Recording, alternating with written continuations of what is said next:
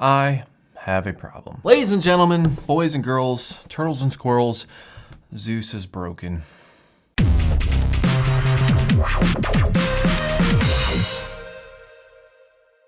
you don't know what Zeus is, it's my big server that I built a while back, 60 terabyte unraid server. You can check out links in the cards above to learn more, but it's having some issues. To be more specific here, it's having some Plex issues, really. Now, if you watched the video where I built Zeus and I went through all the different things that I put into it, I did end up putting in 3 SSDs.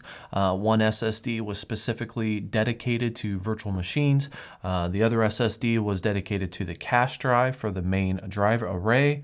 And the third SSD was dedicated to Plex. And I did it like that because I knew that there were going to be instances where I was copying stuff to the server in massive quantities, and I wanted to make sure that if the cache drive was being taxed for whatever reason, it would not in any possible way affect performance with Plex. So I had a dedicated Plex SSD, and it was beautiful. I mean, it worked great. I got 2 SanDisk 480 gigabyte SSDs, one for the cache, one for Plex, and it worked great. I signed all of the metadata, everything that Plex uses to function, along with some other things like Plex Pi, all to that SSD. So it was total Plex SSD. Meanwhile, all the other app data, everything else that I installed on the server ran perfectly fine on the cache.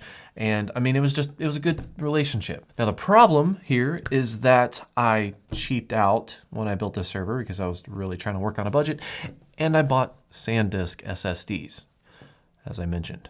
Now, here's the thing.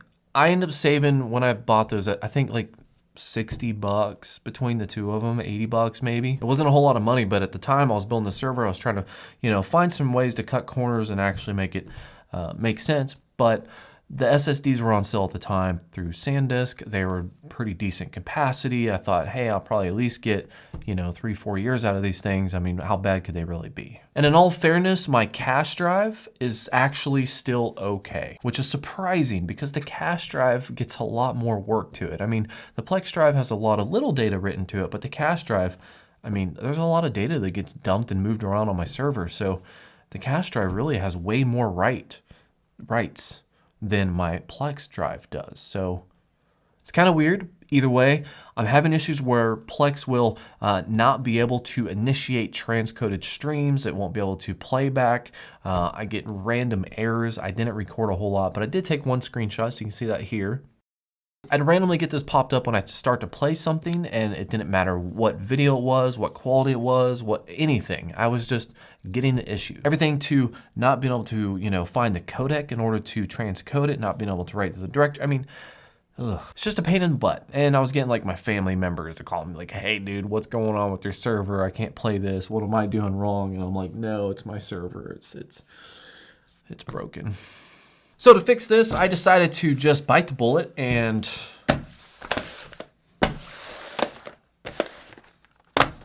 I got 2 new SSDs. Now these are Samsung 850 EVOs. Now I don't know if my experience with SanDisk is on par with everybody else's experiences, but I can say that I've never had a SanDisk SSD. I went with them because they were cheap, and here I am like, less than a year later, and the one's already failing, one that was not even being used as much. So that's kind of where I'm at. And the funny thing is I actually think I bought the SanDisk for $130, $140. But I caught these on sale at Newegg for $149.99. So they usually, as it turns out, are about $170 to $180. So it's just a good deal all around, and I'm really glad that I got them. It sucks I had to drop $300 to get my Plex server back up and running the way it should, but hey, at least it'll be working, right? So that's it. I just wanted to say, hey, I'm having problems. This was the problem. I was getting errors in codec playback and some other stuff, and fixing the SSD or replacing the SSD is going to be the solution. So I will try to get some good footage for you, maybe show some of the steps that I took in order to get it fixed. And yeah.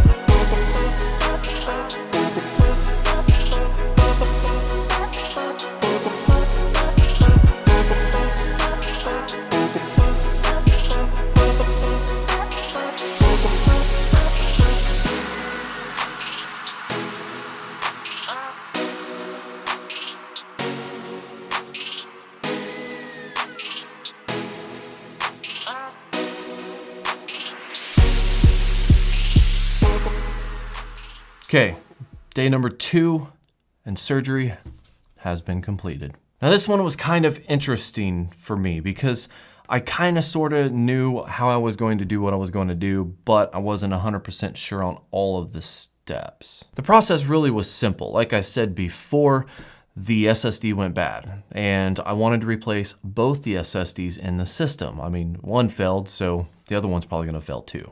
But actually, as I had hoped and kind of thought it would be, it was fairly simple to swap the SSDs. In fact, I was even able to do it without ever having to actually power down the server. And on top of that, because I kind of did a little workaround to get Plex Media Server up and running in the meantime, because I'm a Plex crackhead, in reality, Plex wasn't down for longer than like 15 minutes tops. So that was pretty cool. What I did is I made good use of a spare 4 terabyte hard drive that I have. I was using that as a pre-cleared spare, but since I had it available as 4 terabytes, I just ended up side mounting that onto the system, going into SSH and copying everything over from the Plex drive and also over from the cache drive, and then hooking up the new SSD, which was kind of funny because when I went into the system and I was going to unplug the first one, I was really just kind of hoping that the first one was going to be the Plex SSD. If it wasn't,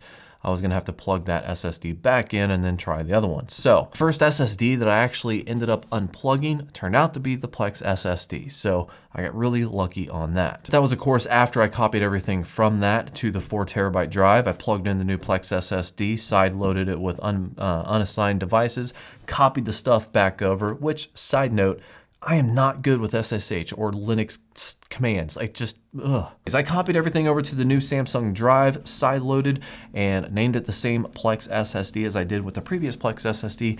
And I just went in and edited the Plex Docker that I had already installed, changed the directory from the temporary cache drive that was in there over to the Plex SSD, and boom. Everything came back up and running. Everything ran great.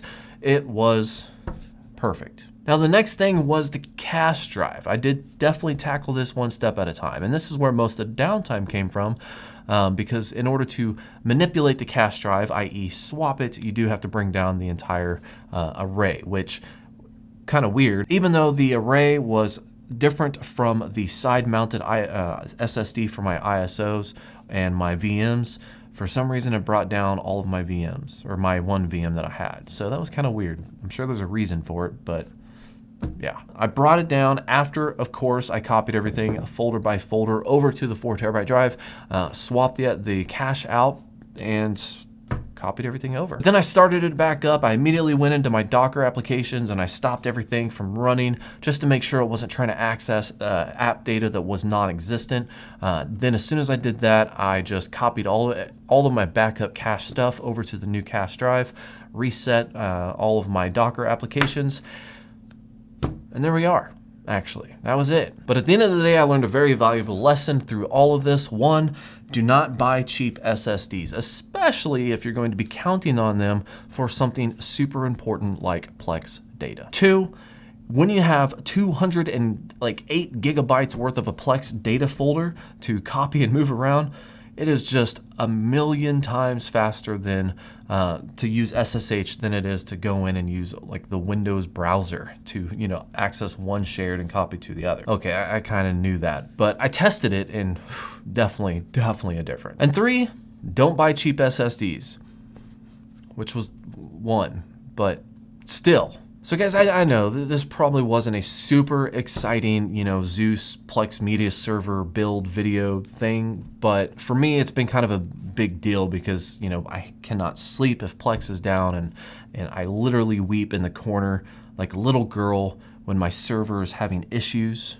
And it did cost $300 for these freaking SSDs that I should have just bought in the first place, and I'd been saving myself a whole lot of money.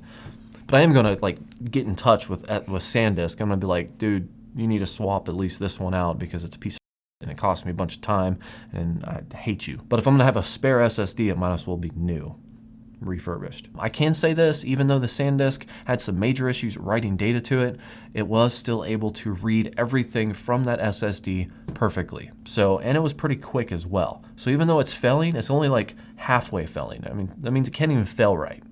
I'm just kidding. It's probably a good protection thing so you don't lose your data. But I'm just saying, if you want to know what SSD I used, I will link that down below. It's just a Samsung 850 EVO.